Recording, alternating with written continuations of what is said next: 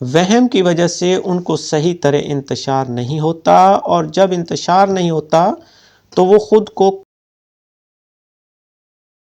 आऊज़ बिल्लाहि मिनश्शैतानिर्रजीम बिस्मिल्लाहिर्रहमानिर्रहीम। मेरे प्यारे भाइयों, दोस्तों और बुज़ुर्गों, अस्सलाम वालेकुम। मैं हूं आपका मेज़बान हकीम सिकंदर और आप देख रहे हैं हमारा यूट्यूब चैनल हकीम SHO।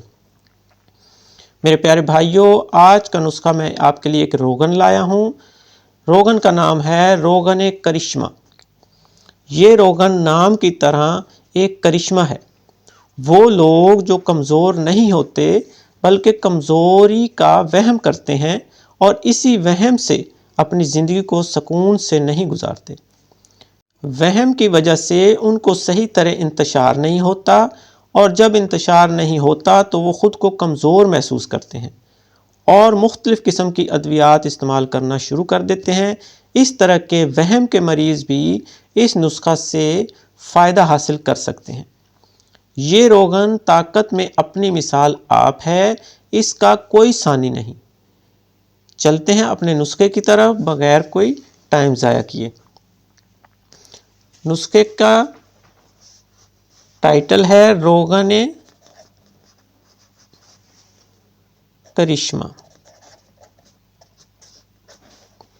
इसमें मेरे भाइयों आपने लेना है दूध, वो आप ले लें 1 किलो, खालिस गाय का हो या भैंस का, खालिस हो। और नंबर 2 पर आपने लेना है जी भंग।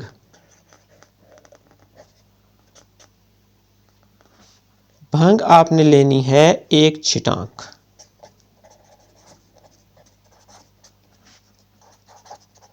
एक छिटांक 50 ग्राम मतलब। बस जी, ये आपका नुस्खे के अज्जा हैं।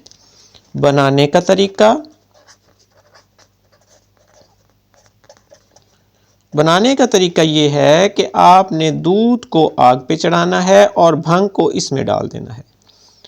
हल्की आंच पे 3 से 4 घंटे आपने दूध को अच्छी तरह उबालना है और भंग को अच्छी तरह इसमें पकाना है।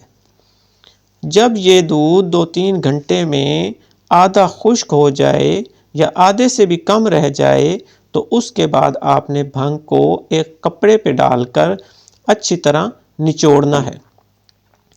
जो आप निचोड़ेंगे तो जो दूध नीचे आएगा, ये भंग का फोग जो होगा वो आप फेंक दें और उस दूध को जामन लगाकर उसके दही बना लें और उस दही को शाम को रख दें। सुबह दही को बलोकर उसका मक्खन निकाल लें और मक्खन का बाद में देसी घी बना लें। ये रोगन जो देसी घी का रोगन होगा, इसका रोगन करिश्मा है। इसकी खुराक ये जो निकलेगा घी इसका, ये आप महफूज कर लें। 5 से 10 कतरे 1 पाव दूध में,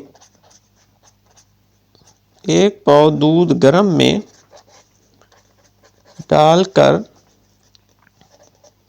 रात को सोने से पहले लें। इंशाअल्लाह आपके जिस्म में इतनी ताकत आ जाएगी कि कोई वहम, कोई डर या किसी किस्म की कमज़ोरी आपके जिस्म में नहीं रहेगी।